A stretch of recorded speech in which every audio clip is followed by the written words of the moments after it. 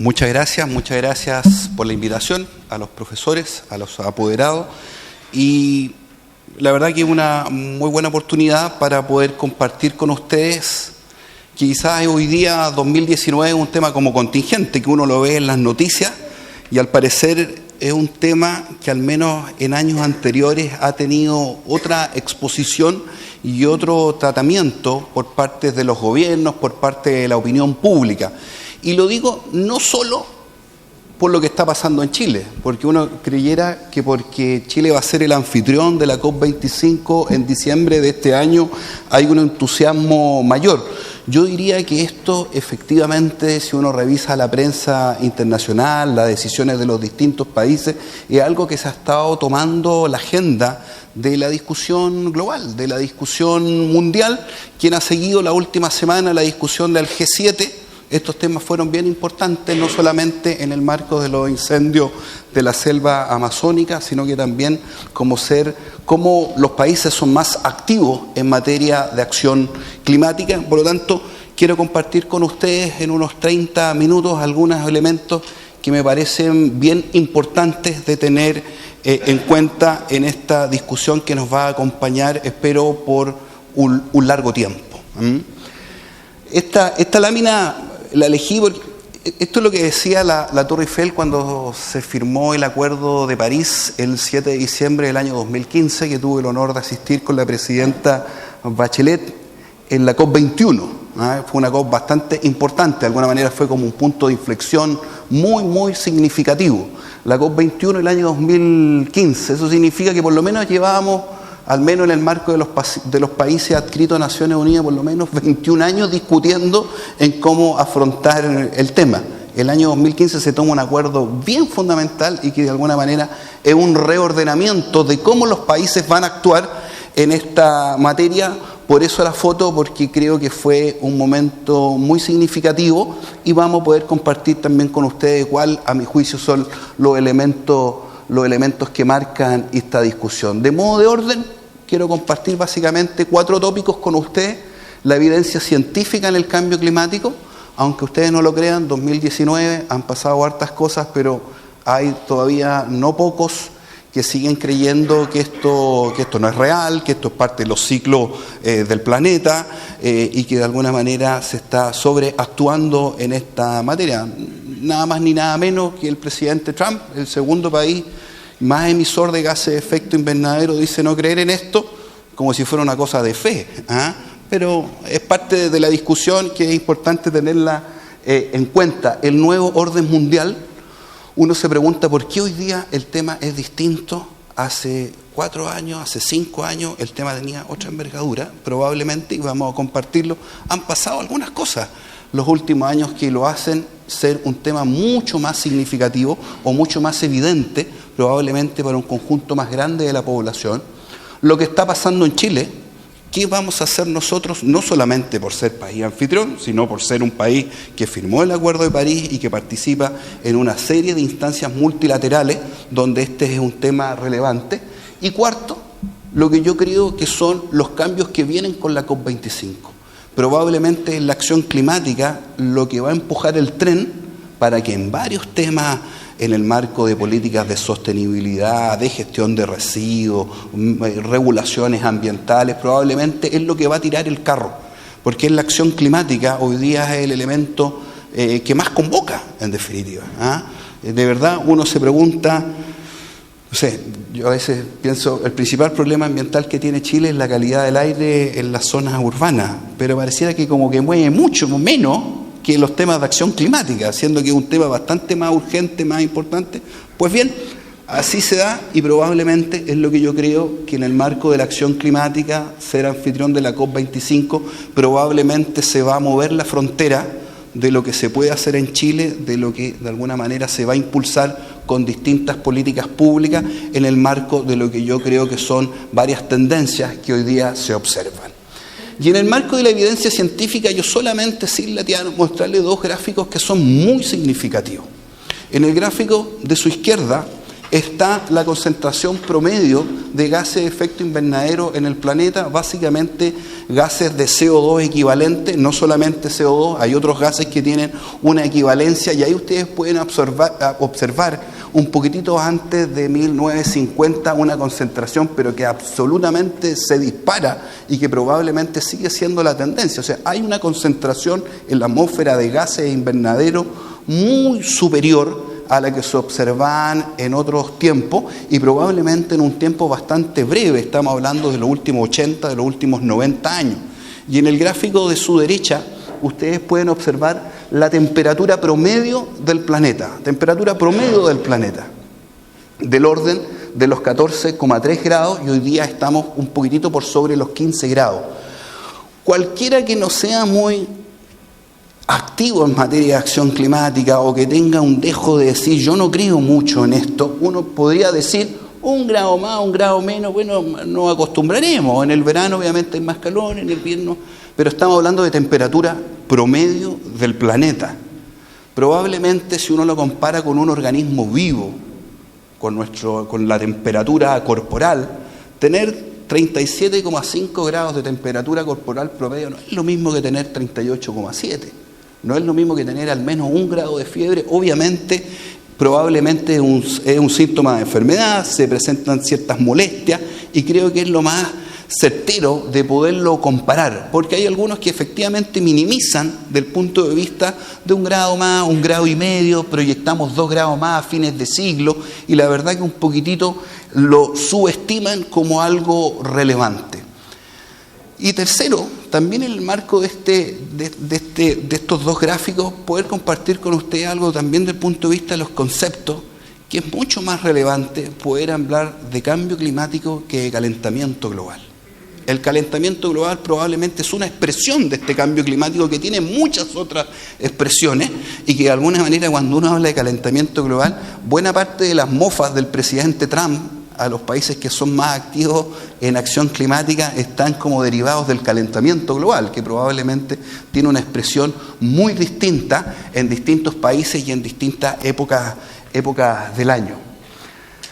Tercero, agosto 2019, los efectos del cambio climático probablemente son mucho más evidentes que incluso que el año pasado o que el año antepasado. Hay noticias bien recientes, la mega sequía de la cual se habla hace más de 10 años, que las precipitaciones promedio en la zona centro-sur de Chile son bien distintas a las que se observaban históricamente. Los mismos incendios que hoy día han salido en la prensa en el Amazonas, pero probablemente hay dos tipos de efectos distintos. Uno puede observar algunas tendencias, que al ser tendencia es difícil de seguirlas. Probablemente es menos evidente el aumento de la temperatura del planeta, del mar, el cambio de regímenes de precipitaciones. Son tendencias que paulatinamente van cambiando y probablemente son menos evidentes. Pero también se manifiesta el cambio climático en eventos climáticos extremos. Y eso sí que es mucho más evidente, y probablemente es lo que hoy día genera mucho mayor atención en los efectos del cambio climático. Probablemente hay grandes inundaciones donde al menos hace 10 años no lo habían. Hay aluviones donde no los hay, sequías donde no las hay, y probablemente también todos los años se siguen batiendo récord. El año con mayores temperaturas, el invierno menos lluvioso, etcétera, etcétera. En distintos parámetros meteorológicos se van cumpliendo y se van venciendo ciertos récords. Este verano en Europa fue el verano que tiene el mayor registro de aumentos de temperatura, por lo menos desde que se mide. Por lo tanto, es bien significativo, pero está en el marco de cosas que quizás son mucho más evidentes, que es lo que se denomina eventos climáticos extremos, y Chile es un buen ejemplo de los eventos climáticos extremos que se han ido manifestando. En un estudio de ADAPT Chile, que es una ONG, el Centro de Cambio Global de la Universidad Católica, permite de alguna manera verificar que estos cambios climáticos extremos o de tendencia son observables en todas las ciudades de nuestro país, básicamente se hace un análisis con las capitales de regiones por nuestra geografía. Uno u otro evento climático extremo o de tendencia se manifiestan en distintas ciudades, en Arica, en Santiago, en Puerto Montt, en Valparaíso, y que de alguna manera se manifiesta lo que han dicho los expertos, lo que han dicho Naciones Unidas, de las particularidades que tiene Chile. Chile es un país poco emisor, pero muy vulnerable al cambio climático.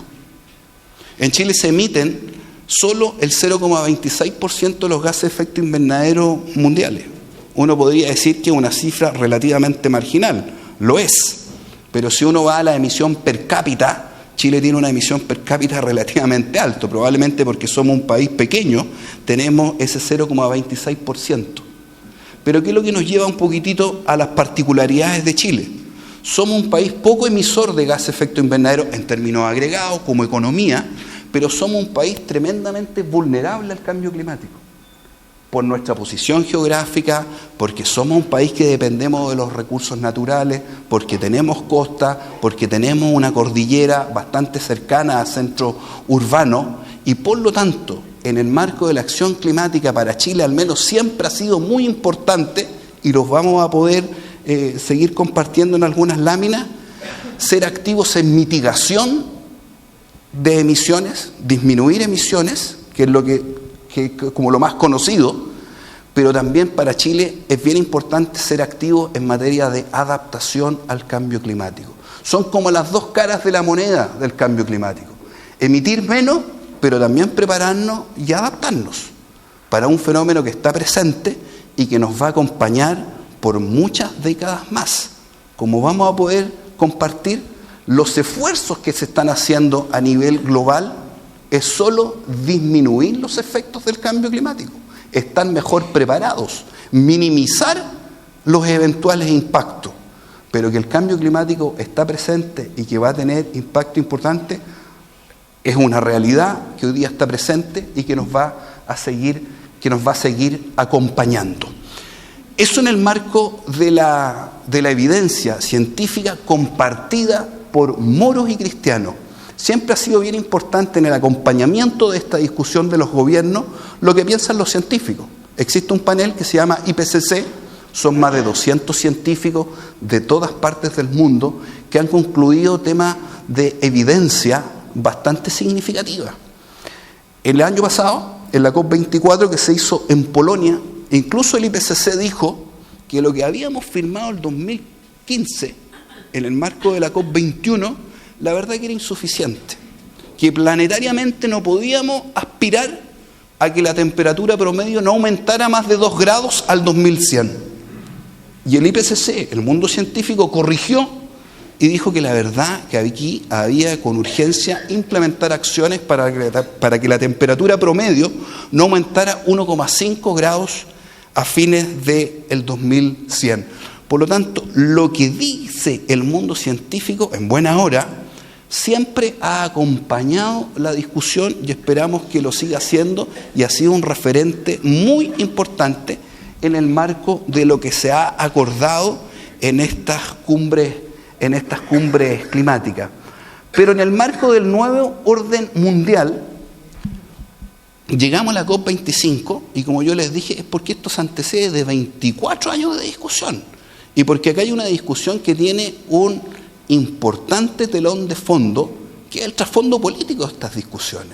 Obviamente ustedes compartirán conmigo que para los grandes países emisores es bien significativo que se les ponga meta de reducción de emisiones, o para los países que son productores de petróleo o que tienen grandes reservas de gas o grandes reservas de carbón, que su economía está vinculada a la explotación de estos combustibles. La verdad que obviamente hay una natural resistencia a acordar distintos mecanismos, distintas políticas públicas para poder tener una economía baja en carbono.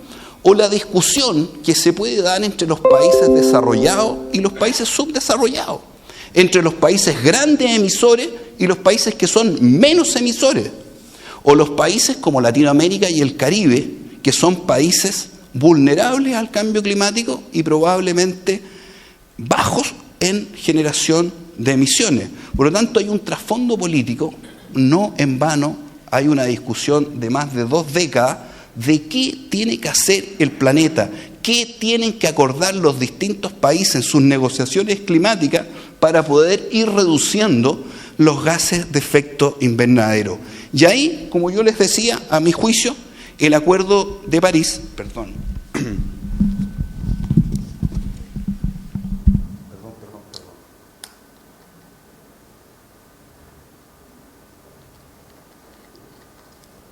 El Acuerdo de París marca un hito fundamental y probablemente muy difícil de repetir del punto de vista de los liderazgos mundiales. El Acuerdo de París de diciembre del 2015 se tomó porque hubo un acuerdo muy importante que lo antecedió de la relación China-Estados Unidos. Si no hubiese estado el presidente Obama y Xi Jinping y firman un acuerdo como 5 meses antes del Acuerdo de París, el Acuerdo de París no se hubiese firmado. Si esto no hubiese sido en Francia, cuando estaba el presidente Hollande, si no hubiera estado Angela Merkel, que es el país número 1 de la Comunidad Europea, probablemente no se hubiese firmado el Acuerdo de París. Y los liderazgos mundiales que hoy día existen son bien distintos a un Hollande, a Merkel, Obama. Por lo tanto, creo que ese fue un hito bien significativo que no se va a repetir. Por lo tanto, el Acuerdo de París, de alguna manera, hay que cuidarlo en las distintas cumbres climáticas, de que no existan retrocesos importantes, como podría significar que ciertos países, al igual que Estados Unidos, se quieran salir del Acuerdo de París. Ese es un riesgo que está presente. Sin ir más lejos, Chile es anfitrión de la COP25 solamente porque a última hora Brasil desistió de organizar la COP25. Ellos iban a ser los anfitriones. Pero sale electo el presidente Bolsonaro y dicen, nosotros no vamos a organizar esto. Bolsonaro, en su calidad de candidato, él decía que se iban a salir del Acuerdo de París. Ojo, Brasil, el 8º país más emisor de gases de efecto invernadero en el planeta, no es menor. Son cosas que pueden pasar. Por lo tanto, estos son acuerdos que no hay que forzarlos, que hay que avanzar progresivamente de todo lo que sea viable, y obviamente se espera que no existan más partes que se van retirando de este acuerdo. Por lo tanto, lo que yo sí quiero compartir con ustedes es que tiene un trasfondo político de primera envergadura, de política con mayúsculas, de que uno puede entender que en el marco de tener una economía baja en carbono, hay países que son ganadores y países que son perdedores. Hay países que son más vulnerables que otros en materia de cambio climático, por lo tanto las políticas de adaptación son bien importantes en este marco. Pero segundo, porque a mi juicio estos temas son más importantes que antes. Yo creo que cuando se estudie la historia larga, el año 2015 va a ser un año recordado como un punto de inflexión. El año 2015, en septiembre del año 2015, todos los países adscritos a Naciones Unidas aprueban los ODS, los Objetivos del Desarrollo Sostenible, donde todos los países se comprometen a cumplir 17 objetivos, 169 metas y relevando de manera muy importante materias de sostenibilidad. Como yo les dije, en diciembre del mismo año se firma el Acuerdo de París y en junio de este año también se da a conocer la encíclica Laudato Si. No lo digo en mi condición de católico, que lo soy, pero por primera vez que en estas materias ya no solamente es una discusión de gobierno o de científicos o de empresas, sino que también se comprometen distintos liderazgos religiosos, culturales en estas materias, y que también creo que empujaron harto a que el año 2015 se adoptaran estos 2 acuerdos que son muy significativos y que son un nuevo rayado de cancha que están plenamente vigentes y que nos van a acompañar a lo menos hasta el año 2030, que son parte bien sustantivo de los acuerdos que adoptaron los países. Por lo tanto, estas 3 cosas, a mi juicio, es lo que hoy día hace de que esto sea distinto. Sea distinto probablemente para nuestros hijos, para los jóvenes, para muchos gobiernos. La arquitectura de Naciones Unidas, de los países adscritos, cambiaron sus prioridades de manera bien significativa en un año que fue bien determinante para poder entender lo que seguimos haciendo el año 2019 y que probablemente, como les dije, hasta el año 2030 probablemente nos va a acompañar. Siempre rondado bajo este criterio las responsabilidades comunes pero diferenciadas, que es como una frase así como para poner en el bronce en el marco del trabajo y de las agendas multilaterales, donde se reconoce que obviamente hay países que tienen que aportar más y países que probablemente van a perder mucho en una economía baja en carbono. Y yo diría que es parte bien sustantiva los objetivos del desarrollo sostenible, que es un reto que se le hace a todos los países para que comprometan acciones medibles, cuantificables y que se rindan cuenta ante Naciones Unidas. Hace como 2 meses Chile rindió cuenta de un par de ODS, pero que también se hace un llamado también al mundo empresarial, al mundo de las organizaciones civiles, de poder alinear sus políticas internas, sus objetivos más de responsabilidad social empresarial en el marco de los objetivos del desarrollo sostenible para poder abordarlo quizás de una manera mucho más integral. Y segundo, como yo les dije, el Acuerdo de París, que yo diría que tiene varias características. Primero, que fue muy significativo para países como Chile, que el Acuerdo de París por primera vez se releva que no es solamente la mitigación de los gases de efecto invernadero, sino que también políticas de adaptación. Tercero, que va a haber, y de hecho lo hay, uno le gustaría que fuese mucho más fluido y de mayor volumen, transferencia de recursos entre países grandes emisores y países menos emisores, y mucha transferencia tecnológica del punto de vista de implementar tecnología baja en emisiones de gases de efecto invernadero y que probablemente en algunos otros países tienen mucho mayor experiencia. Por lo tanto, desde la COP20 que se hizo en Lima, y que fue importante, la última cumbre en Latinoamérica, que yo creo que allanó el camino para firmar un acuerdo como el de París, donde la preocupación no solo es mitigar gases de efecto invernadero, sino que es cómo nos adaptamos, cómo transferimos recursos y cómo se transfieren capacidades para tener una economía baja en carbono, que yo diría que es parte sustantiva del Acuerdo de París. Y otra parte muy importante, el compromiso que todos los países cada 5 años actualizan sus compromisos, lo que se conoce como NDC, la contribución nacionalmente determinada, que es el compromiso que todos los países depositan en Naciones Unidas y dicen: yo me voy a comprometer a tales acciones. Esas acciones se actualizan cada 5 años. Chile hizo sus compromisos, lo vamos a ver el año 2015, y quizás como una choreza, el gobierno ha comprometido adelantar un año la actualización de la NDC en el marco de la COP25. Lo que se iba a actualizar el año 2020 se va a actualizar el año 2019 y vamos a ver cuáles son los compromisos que Chile compromete para cumplir las metas que se autoimpone, en definitiva, para poder ser parte de la acción climática. Y acá hay un gráfico muy de referencia, pero que es importante.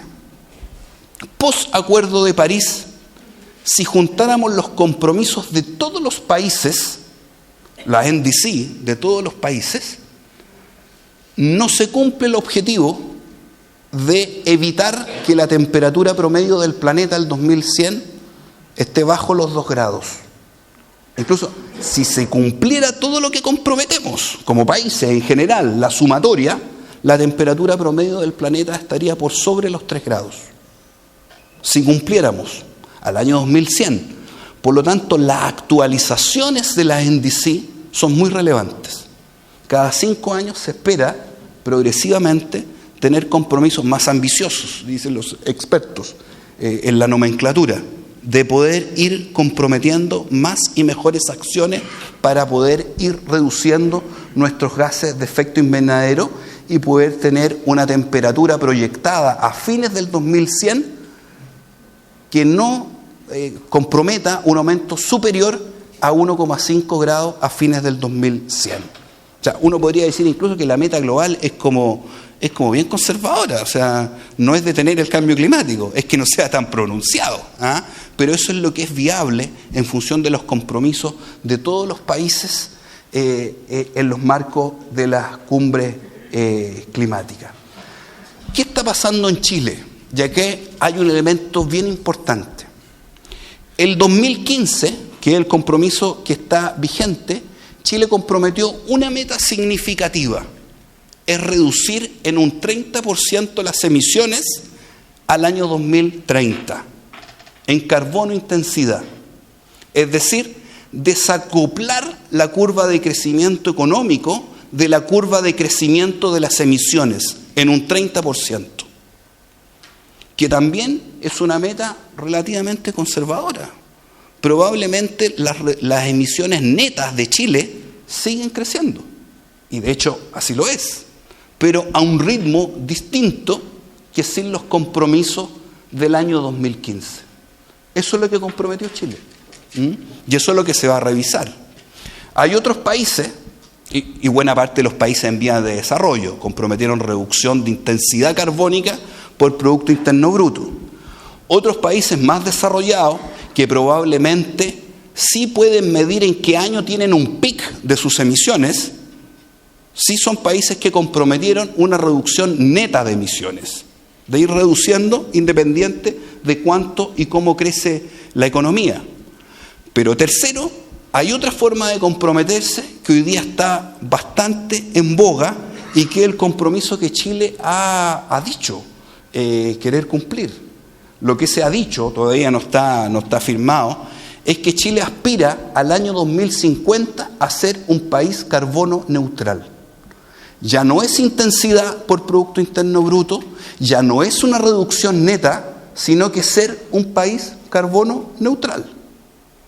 Hace algunos meses también lo comprometió Alemania, lo comprometió Costa Rica, varios países de la Unión Europea, de aspirar a un año determinado a calcular ser países carbono neutral. Es decir, la cantidad de emisiones que se genera en un territorio, tener la misma capacidad de captura de gases de efecto invernadero en ese territorio. Por lo tanto, desde el punto de vista ambiental es bien interesante, porque diseñar una meta de esas características, los países ya no solo se van a preocupar de reducir emisiones, sino que se tienen que preocupar de mejorar y aumentar su capacidad de captura de gases de efecto invernadero. Industria forestal, mejores y más áreas protegidas, mejores y más formaciones vegetales que tengan capacidad de captura. Y en eso Chile tiene cosas interesantes. Más del 20% del territorio nacional es área protegida. La industria forestal es una industria importante. Por lo tanto, aspirar a ser carbono neutral es una meta interesante y no es ninguna locura, de acuerdo a unos números que vamos a poder revisar. Y en este gráfico ustedes pueden ver, o sea, no se puede ver, pero era la idea de que Chile efectivamente está a medio camino de poder ir, en un compromiso al 2030, de ir reduciendo la intensidad de emisiones de gas de efecto invernadero por Producto Interno Bruto al año 2030, y uno puede modelar distintas medidas que permitan hacer esta trayectoria.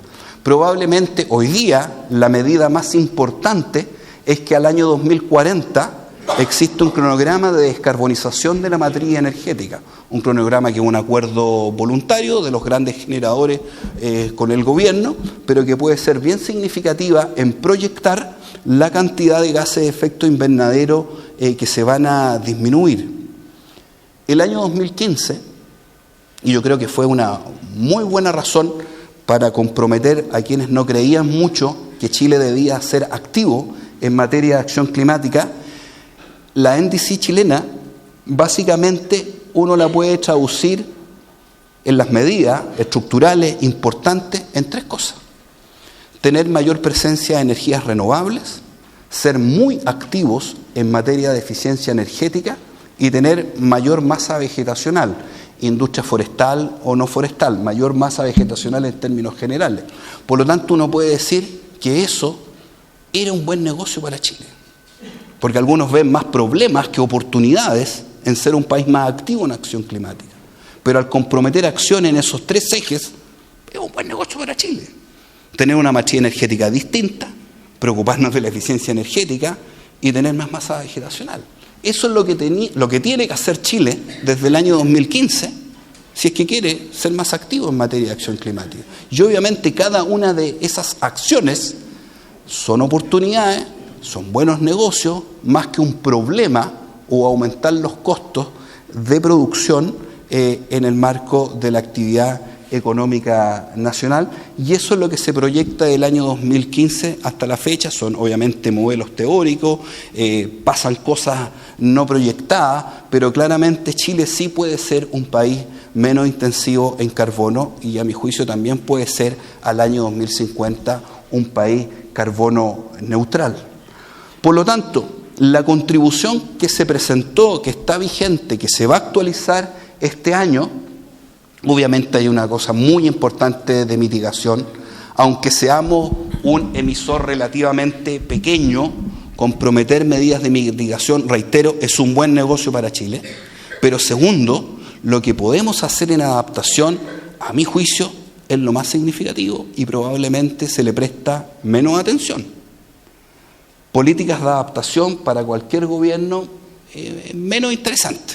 Lo que se puede hacer en políticas de adaptación probablemente es más de mediano y largo plazo, los frutos que se pueden tener. Es difícil de medir. Por lo tanto, la verdad que para los gobiernos en términos generales no es muy sexy ser muy activos en materia de adaptación. Probablemente es mucho más sexy inaugurar una electrolinera que dictar o conversar sobre una política de adaptación al cambio climático en temas hídricos, en temas de biodiversidad, en materia de planificación urbana, que yo diría que son los grandes temas que hoy día tiene Chile pendiente, pero que son parte de nuestra contribución ser más activos en adaptación.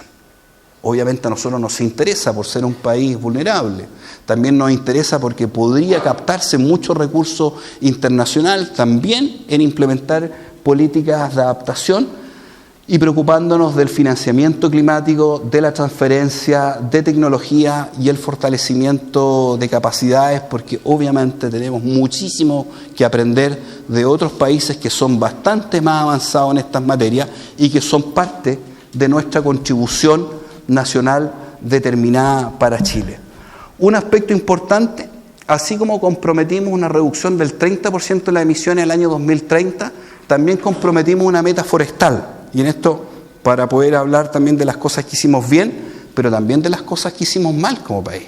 Nosotros comprometimos el año 2015 trabajar sobre 200.000 nuevas hectáreas, 100.000 hectáreas de bosque nativo, 100.000 hectáreas de forestación. Es una meta, del punto de vista forestal, que de verdad es para ponerse colorado. En los incendios del año 2016 se quemaron más de 400.000 hectáreas. Para ver las proporciones. Douglas Tonkin donó 450.000 hectáreas. Por lo tanto, decir que un compromiso de un país trabajar sobre 200.000 hectáreas en materia de mejorar condiciones de captura, la verdad que es como harto poco, y probablemente en esto tenemos harto que hacer. Compartir con ustedes que si uno revisa la prensa, Corma, que es como el gremio que agrupa a todas las forestales, dice que ellos al año 2040 quieren forestar 2 millones de nuevas hectáreas. Es bien significativo. Y nuevamente un parámetro para poder compartir con usted lo corto que nos quedamos o lo insuficiente que fue la meta del año 2015 en materia de mejorar nuestra condición de captura de gases de efecto invernadero. Aquí hay algo bien importante, porque uno dice ya, ok, yo como país queremos ser más activos en reducir emisiones. ¿Dónde están las emisiones y cuántas son, en definitiva? En este gráfico, que probablemente no lo ven con total claridad, a uno le da una luz que no es una locura ser un país carbono neutral. En términos agregados, este es el inventario de emisiones que tiene Chile, que reporta Naciones Unidas del año 2018. En este inventario de emisiones, de manera agregada, Chile emite 111.000 millones de toneladas de gases de efecto invernadero. Pero a su vez, Chile tiene la capacidad de capturar 63.000 millones de toneladas de gases de efecto invernadero.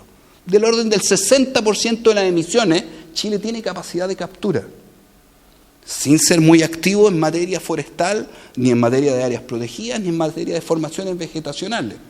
Por lo tanto, Chile sí tiene un potencial bastante interesante que probablemente no tienen otros países y que está aquí reflejado, no se me apunta, en las barras verdes en el eje negativo, que es la capacidad de captura que nosotros tenemos. Pero si uno va a la barra de las emisiones, también es importante decir, bueno, ¿dónde están estas emisiones en definitiva? Para poder poner foco, para establecer regulaciones, políticas públicas mucho más activas en reducir gases de efecto invernadero. La generación de electricidad es muy significativa, el transporte, la minería, el comercio, disposición de residuos.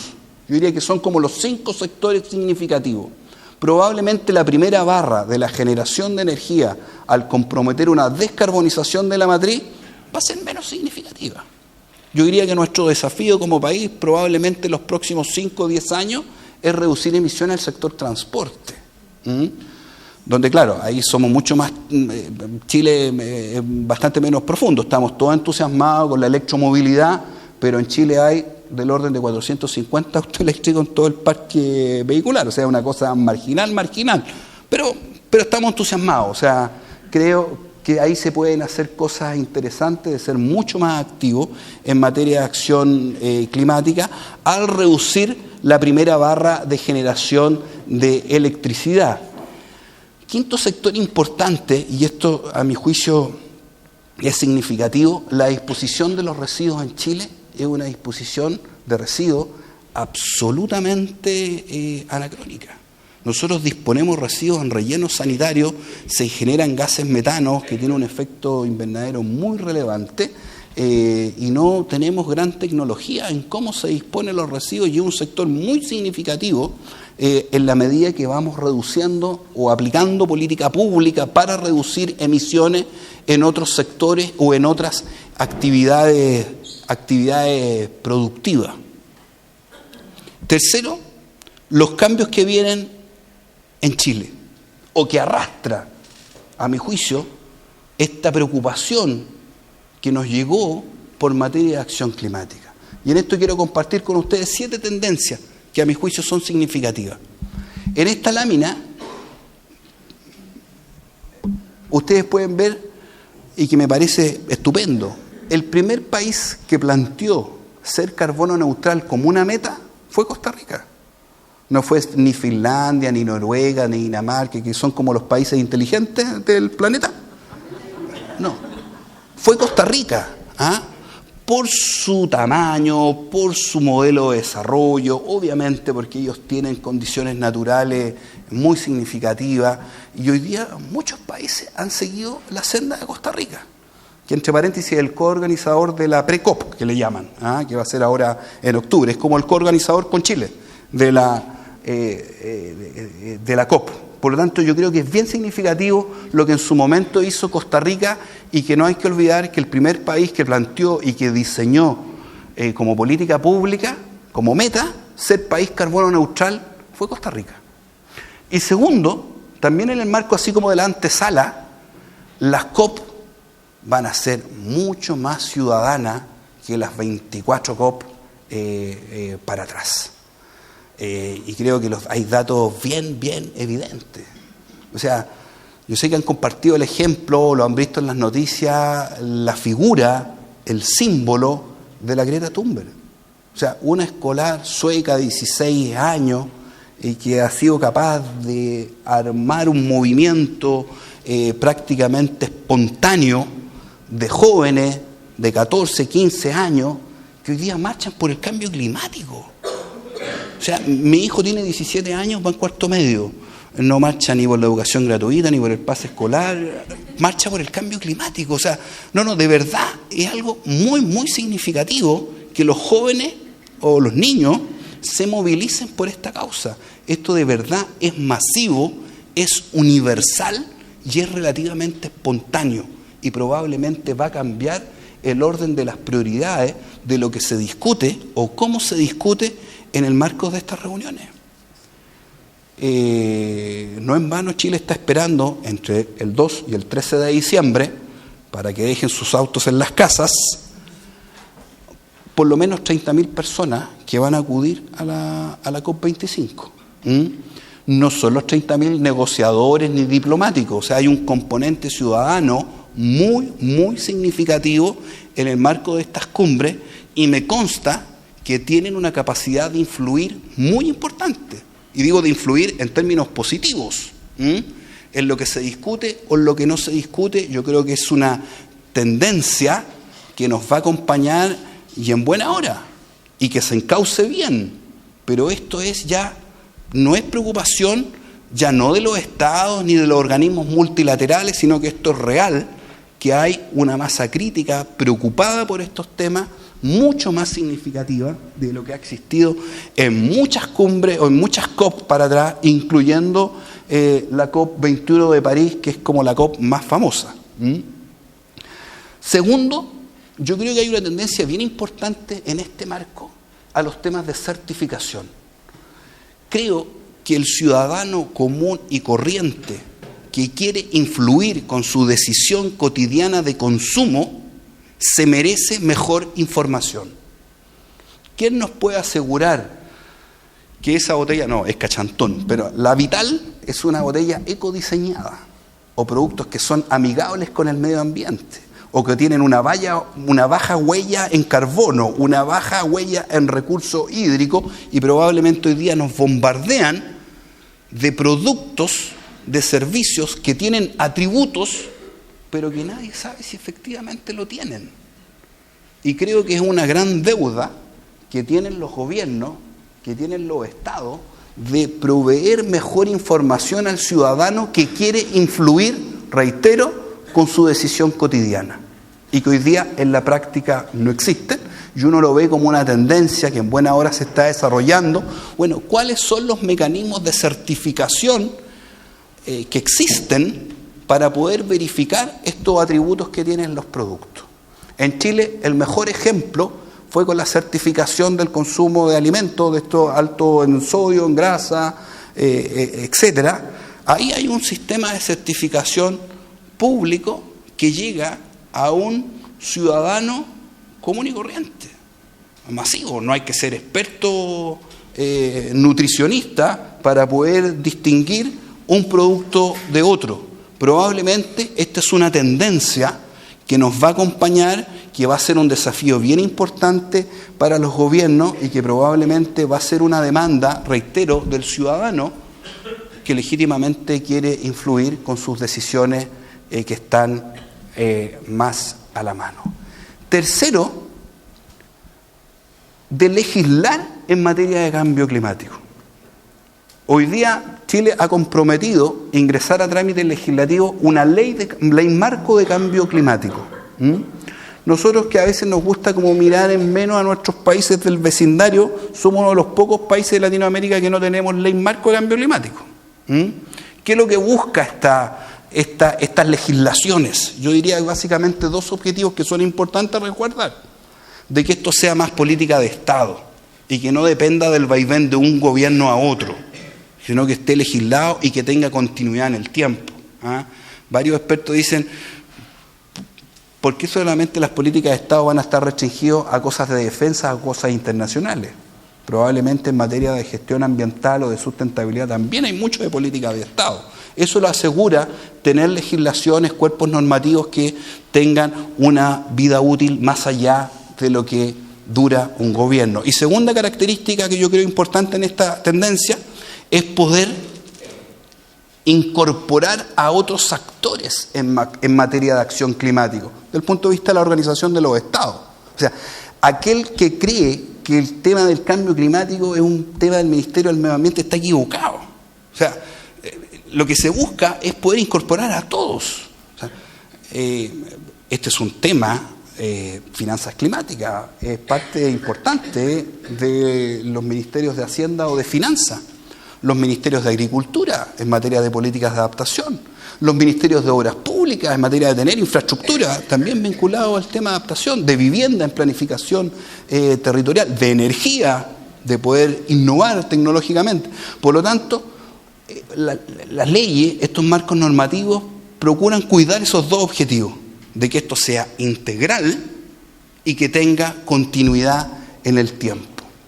Quinto, yo creo que aquí también hay un elemento importante, a veces un poquitito más árido, es que los países tampoco pueden renunciar a instrumentos económicos de gestión ambiental. Y en esto los impuestos verdes juegan un rol relevante. Acá Chile sí, Chile de alguna manera lleva a la delantera. En diciembre del año 2014 se aprobó un impuesto verde. Somos el primer país muy cerquita de México de tener un impuesto verde nacional, y lo que busca este impuesto, curiosamente, no es recaudar, es justamente el mejor impuesto verde, el que no recauda nada. Es una señal de poder decirle al regulado: disminuye sus emisiones, y probablemente esa inversión en reducir emisiones con mejor tecnología, cambiando combustible, etcétera, que sea una inversión probablemente más conveniente que el pago de impuestos. Por lo tanto, este también es un instrumento que ha sido valioso más para temas de contaminación local que de contaminación global, pero probablemente, si queremos ser exitosos, a mi juicio, no se debe renunciar a aplicar o a tener en la batería este tipo de instrumentos. Sexto, aquí hay una cosa, pero súper significativa.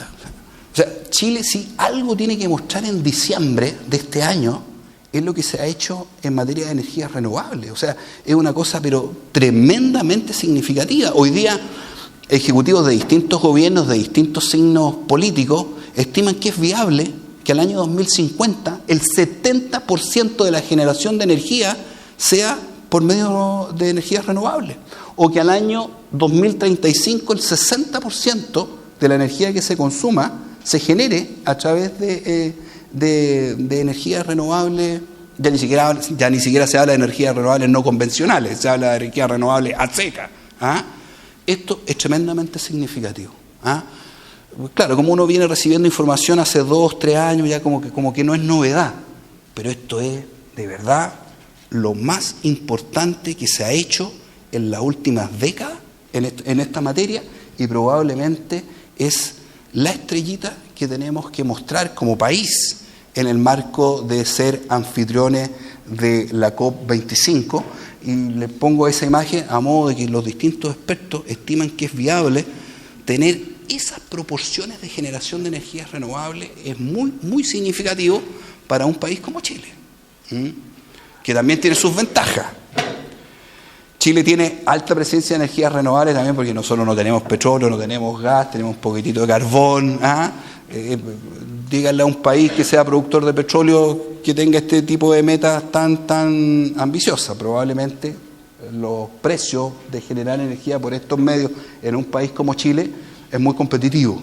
Pero bueno, son oportunidades que también hay que tomarlas, y que Chile, a mi juicio, lo ha tomado bien. Y ojo, también a diferencia de muchos países europeos, en la práctica sin ningún subsidio estatal. Porque en otros países, Alemania, España, lo han hecho, pero con un subsidio estatal muy relevante. Quinto, creo que hoy día los temas ambientales o de sostenibilidad, también como una tendencia, han tenido como un tránsito desde temas de biodiversidad, de la conservación de especies emblemáticas como la ballena, de la capa de ozono, a un desafío más a temas más urbanos, que de alguna manera retan la forma de vivir que tenemos en las ciudades. Cuando hablamos de adaptación al cambio climático, estamos hablando básicamente de la ciudad. Cuando estamos hablando de mitigar, las emisiones hoy día se generan en la ciudad. Por lo tanto, hoy día hay un tránsito hacia temas más urbanos, que probablemente es un desafío para nuestra forma de consumir, para nuestra forma de producir, y que lo hace que sean temas mucho más cercanos, en definitiva. Ya no son los temas más vinculados a temas de áreas protegidas, de biodiversidad, de especies emblemáticas, sino que de alguna manera es un desafío a cambiar cierta forma de consumir o de producir o de vivir más en las ciudades que en otros ambientes, y que lo hace un tema tan cercano. Y sexto, un tema también súper significativo que llegó para quedarse, que se ha englobado en el marco de la economía circular, que se espera que también se instale un proceso que reemplace a la economía lineal, esa economía que extrae, usa y bota, a una economía que sea capaz de poder reutilizar, de poder reciclar, de ser más eficiente en el consumo de energía, de materias primas, y que a su vez los desechos, los residuos, puedan reincorporarse como materia prima. Y en esto, tendencia que también tiene que ver, quinto sector emisor importante en Chile en la gestión de los residuos, y que también son puras oportunidades. Son puras oportunidades de cómo como país hacemos las cosas mejor. Hay buenos negocios. Reducir consumo de energía, consumo de materias primas y evitar o minimizar la gestión de los residuos. Y nuevamente es un reto nuestra forma de consumir. Probablemente mucho de lo que consumimos es un consumo bastante prescindible. Y de otras cosas más cotidianas. Yo no soy tan viejo, pero yo cuando era joven y vivía con mis papás, en mi casa había una bolsa del pan. Las cosas antes se reparaban. Hoy día, la verdad que la manera de consumir y de producir es bien distinta. Hoy día el que quiere comprarse unos calcetines va a una multitienda y se compra una docena, porque los venden así. Entonces, lo que busca la economía circular es poder minimizar la generación de residuos que hoy día existen, y Chile aquí sí tiene desafíos bien importantes, hoy día mucho más en boga de la mano del reciclaje. Lo que busca la economía circular, ojalá tener poquitito que reciclar, porque lo que tenemos que hacer es evitar la generación de residuos, no solamente reciclar el residuo, y que es una tendencia que ya existe nomenclatura, existe gente que lo estudia. En Chile ha sido bastante activo la Corfo, hay mucho de innovación, de emprendimiento, de poder ser un país mucho más eficiente y poder tener mucho más emprendimiento en el marco de la economía circular. Y finalmente, solamente poder compartir que, a mi juicio, el segundo gran telón de fondo es que estos temas ya no son de organismos multilaterales, ya no son de los gobiernos, es un tema tremendamente ciudadano, ya no es un tema marginal, es un tema donde le importa, yo diría, a una masa bien importante de ciudadanos. Hoy día a la opinión pública le importa este tema, y eso es lo que hace que se mueva la aguja en decisiones que tienen que tener los distintos países, en robustecer nuestros sistemas más normativos, en tener mejores políticas públicas, en pos de poder ir cumpliendo, a mi juicio, estas 7 tendencias que se observa, y ser un país mucho más integrado con otros en el marco multilateral para poder enfrentar problemas que son globales, que probablemente de manera individual, por mucho empeño que le pongamos, si no hay acuerdos globales que lo sustentan, la verdad que no se va a llegar muy lejos, y eso yo diría que es algo bien sustantivo en el marco de las cumbres climáticas. Muchas gracias.